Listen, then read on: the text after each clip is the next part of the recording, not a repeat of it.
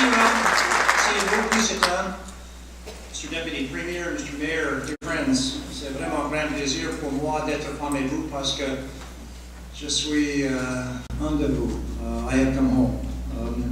In my installation address 4.5 years ago, which was entitled A Smart and Caring Nation, a Call to Service. Both those adjectives are important.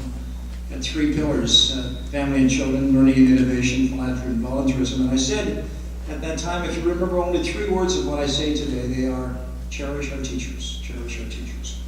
Alors, c'est le plaisir d'être parmi vous et je vous félicite pour un travail très important pour le Canada. Let's change that slide, please. Dominique, are you handling it today? Where's Dominique? I've got it. Martin, you know my slogan, why deal with your monkey when you should deal with the organ grinder? So I'm both monkey and organ grinder today. Okay, and if I press where? Good, press the right. Back to normal roles.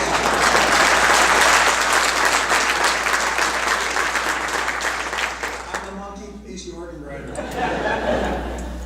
Let me just comment on the important role that you have as leaders in public schools. You're, of course, leaders in your schools, your school boards, your region, but you're also leaders in public education in Canada. And I regard public education in Canada as one of the great accomplishments of Canadian history, Canadian society. This has been a country that has been built on the proposition that life shall be better for our children than it is for us. The equality of opportunities will flourish. And the single most important instrument for that has been our public education system, which is the envy of the world. C'est un moment très important, le deuxième slide, c'est le deuxième, second please, dans notre histoire. Pour la première fois dans notre histoire, la souveraineté de nation sera définie pas par la dimension de le produit gros national ou les dimensions de l'armée, mais par their capacity to agrandir their talent, to develop the talent of their people, of each of their people, of all of their people, the very fullest, and use that talent and that knowledge to improve the human condition. That will be the defining mark of real sovereignty and real citizenship in societies. And it comes at a very interesting time. It's a period très intéressant d'être enseignant, to be in the knowledge business, because we're in a period of change that we had never seen before with rapidity. I illustrate that by saying it took 3 centuries for the printing press from the 16th century on in Western Europe to reach a majority of the world population and thereby revolutionize Europe, bringing it from a dark age country in a superior position to China, Islam, and to India. It took less than a decade for the internet to reach a majority of the world's population, and the accelerated has been even greater since then. So that pace of change is so enormous. We've seen globalization, we've seen great shifts. And those societies that will do best in that are those who are inclusive and can embrace change and use it to their advantage. Today, next slide please, I enlist your help to raise our K through 12 international education game for 2017, our 150th birthday. What do you do at a birthday? You bring a gift. What I'd love to see is that each community in Canada bring the gift of improving the lot, the neighborhood, their society, of making that community better for the generations to come. And one of the rare and very attractive ways of doing that is to extend the outlook of that community, to see Canada as a player in the world, to ensure that young Canadians see themselves as proud Canadians, but also as global citizens, to open the minds. One of my favorite bumper stickers is minds like parachutes work best when open. Next slide, please. I've learned this through my own experience. I grew up in a northern Ontario resource town, Sault Ste. Marie. Thanks to the Oddfellows Service Club, I was part of a trip to the United Nations in grade 9. We left from Minneapolis, St. Paul, where I was a week ago, traveled to the United Nations, spent a week there. It was the beginning of my understanding of the world beyond. Thanks to a dedicated alumnus of Harvard University in grade 10, I was contacted by him, again Minneapolis, St. Paul, in my high school, And it was because Harvard in the late 1930s moved from being an aristocratic institution to a meritocracy, led by James Conant, and then president, and reached out into the public schools of the United States and Canada for young people who could not afford to go to Harvard, but provided the support for them to do so. And if I had more time, I'd tell you the story of the Dean of Admissions. 1939-40, went off to fight his war, came back in 45, went to see the president and said, we have a problem with this institution. The professional schools are great. The college, the undergraduate institution, has some real problems because the young men there never see any women. The women are at Radcliffe College, they don't mix in their classes, and they're all grandsons of very wealthy New England business people who have gone to very elite New England private schools, and they have never had the occasion to lead other people whose lives are very different than their own. And so Conant, the president, said, well, Dean Bender, come with me Monday night. I want you to meet with the 25 most important benefactors of this university and explain to them why they should give large sums of money to provide scholarships for public high school students and reduce the chances of their sons and grandsons entering this institution to 1/3. And they did. And so I, like many young public high school graduates, had the great chance to go to Harvard. My high school principal, who was a very good man, refused to write the letter of recommendation for me because he said, I don't want you going abroad. We'll lose you as talent. The football coach, who was also the history teacher, said, I'll write the wretched letter for you because you've got a very big frog in a very small pond and you have to get your head knocked off by people in the football field who are tougher and faster than you are. And the same thing in the classroom, and of course, changed my life. I also had the wonderful good fortune to have a Rotary Foundation fellowship that took me to Cambridge in England to study. And my eldest daughter, a generation later, had a Rotary fellowship to go and study at the Chinese University of Hong Kong. And our first nephew, named David after me, had a Rotary fellowship to the University of Geneva. Our whole family has had enormous benefits from international education. Next slide, please. We have 5 daughters, as Rob mentioned, the 12th grandchild arriving this month. Pretty exciting. The great joy of 5 children, and then the joy over and over again of the 12 grandchildren. I've now read the C.S. Lewis Narnia stories about 14, 15 times, and I have another 2 to go, and it's very fun. Let me tell you that my daughters began international exchanges at age 12, and it was the most important part of their development. 3 remarkable things happened to them. One is the natural curiosity that all children has was enhanced. All children from the time they begin to speak are always asking why, so much so that we parents get frustrated. For heaven's sake, stop asking why, and go and watch television and go and play. The curiosity is enhanced by being exposed to difference. The natural curiosity which is there grows. The second thing that happens is tolerance grows. Tolerance in the very best sense of the word, based on curiosity. So that as our children and others are exposed to different cultures, they become accepting of them, and then interested in them, and then they embrace them. As Saint-Exupéry said in The Petit Prince, I am different from you, but because I am different, I do not diminish you, I enhance you. I enhance yourself. So that second quality develops as well. And the third quality is their judgment becomes better. They become wiser, because they don't leap to conclusions. Like a good engineer, they will triangulate to get the measure of something. They'll look at it from 2 different angles. They won't accept the first evidence that's presented because they know that in different cultures one might look at this phenomenon differently. And they become therefore more respectful of different opinions, more inclusive, and they become wiser. Those 3 things occur in each of my 5 children, and it occurs through young Canadians traveling abroad and other international students that are becoming part of the differentiated mix that makes what we're doing. En tant que gouverneur général, j'ai parlé souvent de mission d'éducation internationale. Jusqu'à présent, nous avons visité avec les visites officielles d'État 45 missions. C'est inclus 31 pays. La dernière visite la semaine dernière était aux États-Unis. C'était mon 4e visite aux États-Unis.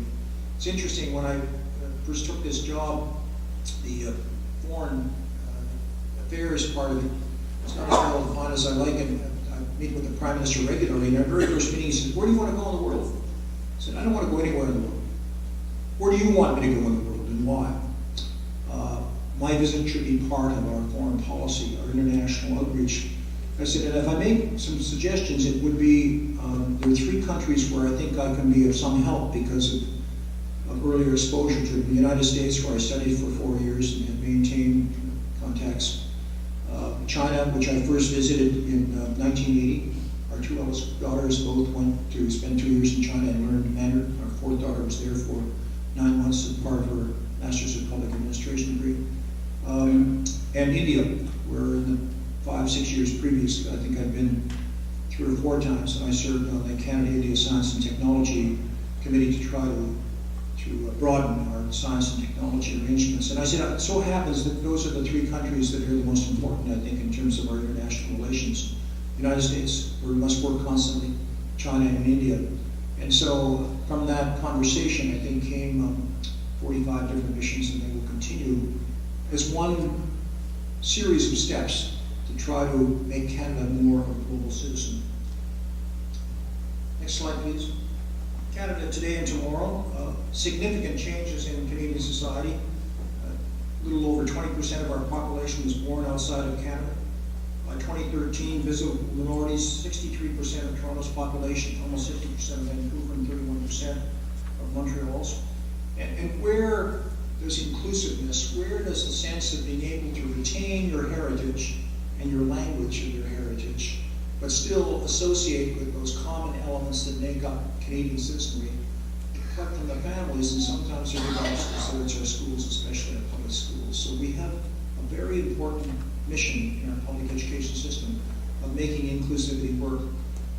One of the privileges of this job is you get to meet very interesting people. Chancellor Merkel was with us from Germany about a year and a half ago. She's a research chemist by background, and like me, she's a very curious person. So we kind of established a truce that I'd cross-examine her for 10 minutes on a subject, and she'd have her turn with me. And my turn was largely on whether the European Union, that had won the Nobel Peace Prize a couple of years before, 60 years of peace in Europe. When have we had that in 1,000 years? And how do you continue this association? Her question to me is, how does this crazy quilt Canada work? With such diversity, with such multiplicity, with such multicultures, it's got to fly apart. What makes it work? And I gave her a book entitled Why Nations Fail by James Robinson of Harvard and Darren Asamoah of MIT, product of the Canadian Institute for Advanced Research Global Society program. And their thesis is very simple. Those societies that are inclusive in their politics and economics are in an upward cycle. Those that are extractive, notice not inclusive, exclusive, it's inclusive, extractive, a tougher word, in their economics and their politics are in a downward cycle. And so Canada has practiced inclusivity very assiduously, not perfectly, but very assiduously, and that has been a very important part of how we hold the place together and see diversity as a friend rather than enemy. And again, public schools are so important that, and what you do with international education is such an important ingredient of that. Next slide, please. This is from Amit Chopman's report. One too early. Come on back one, if you will, right down. That's got it. That says a strong foundation. Fondation fort. No, it doesn't. 150th anniversary. Come back one. Come back one more. Okay. Let me just speak of les forces des groupes publics canadiennes. And I can best illustrate this point about our particular advantage by speaking about a meeting I had with President Dilma in Brazil about a year and a half ago. We were there with 33 or 34 Canadian university presidents for a Universities of America's conference and other associated things. Her government had just announced a program of 100,000 Brazilians going abroad for education. And they had chosen 5 countries, the US with 15,000, UK with 10,000, Germany and France with 8,000, Italy I think with 6,000. Canada was not on the first rung. We discussed that, and during the course of that conversation, she said, I'm reversing the order, Canada will become number 1. For a couple of reasons. One is, she said, Canada is the most popular place for young Brazilians wanting to improve their English over the United States. It's the second most important place for studying French after France. said, the reason I want Brazilians to go to Canada is, one, your public education system is very good. The quality of your education is renowned. Two, your cities are safe. Three, they're multicultural, we embrace. Four, there is a quality to Canadians that I find very attractive. You are people who are understated and over-deliver. And five, in the meetings I've had with your young people, I find them the kind of people I would like to have as my own children. They're respectful, they're eager to learn, they're very civilized, they believe in the rule of law. And so, just one nation that sees Canada as a very special place for international education. One other story, I was in California about a year ago, and I was speaking at Michael Milken's conference on innovation. We had about 20 minutes. He said, I've sought you out because you're a Canadian, I want to talk to you. He said, I have just invested X dollars in the Maple Leaf International School franchise. Some of you know the Maple Leaf International Schools. I think there are 8 or 9 in China. I visited a couple of them in my travels there, largely K through 12. And we're investing $50 million in a Maple Leaf school in Singapore. Why are we doing that with Canada? He said, because the Canadian brand is so good as a country, and because you do public education so well. Your teachers are good, your curriculum is good, your performance is good. We lead the PISA scores in English-speaking countries, bigger gap with the other countries. Finland is the next one above us with a 97% high school graduation rate. And then the ones that lead now are Shanghai, Hong Kong, Singapore, South Korea. I forgot one, but they're all Asian countries. That's a challenge. Also, this country has been built on the proposition that we can have equality of opportunity and excellence too. John Gardner's famous question. To have those as mutually reinforcing qualities and not mutually destructive qualities. That you can have equality of opportunity to work hard at and excellence too, particularly when you see equality of opportunity as broadening your talent pool as wide as it can be, and then using that critical mass to produce a piece of excellence, including the 50% of our population who are women. Why on earth would any society say we'll only draw talent from 50% of your population, especially when the other 50% is so good? People used to say to me, 5 daughters, don't you wish you had a son? And I would say, you haven't seen my daughters. And because our public schools do a great job of dealing with the diversity of multiculturalism. Now the next, so that's fine, Martin, international student enrollment. We're seeing increases, and they're coming along at a nice level, about 15% a year over 2013, 2014. But we could do so much more. The Australians are about 3 times per capita stronger on international education than we are. I was saying to the Premier yesterday, Deputy Premier, that the third and most important export industry in Australia is international education. Third most important. In Canada, it's 9th to 10th. So from a straight practical point of view, we have enormous opportunities. Moreover, we should be the Athens to the new Romans. Think of Athens at the time of the Roman Empire. It was the place of learning. We should be the place of learning. And our learning should be available to the whole world. I was saying earlier to Barbara that she thought we did well at the university level. We don't. About 3% of our university students spend a term or year abroad. 3%. If I had my brothers, it'd be 100%. Preferably in a language other than your own. To know one is to know none. And that's just great. Now go to the last slide. Canada's 150th, that's what it is. So let our goal for 150th be that we are a leader in international education, K-12, through 12 and beyond. That we see it as a two-way street, international students in Canada, Canadian and abroad, and make that our gift to Canada. I rushed through this because I want to have time to have chats with you. I actually do learn something when I listen. As my grandmother said, you have 2 ears and 1 mouth for a reason. And I hope to use my 2 ears and listen to some of your observations. Merci. Thank you so much.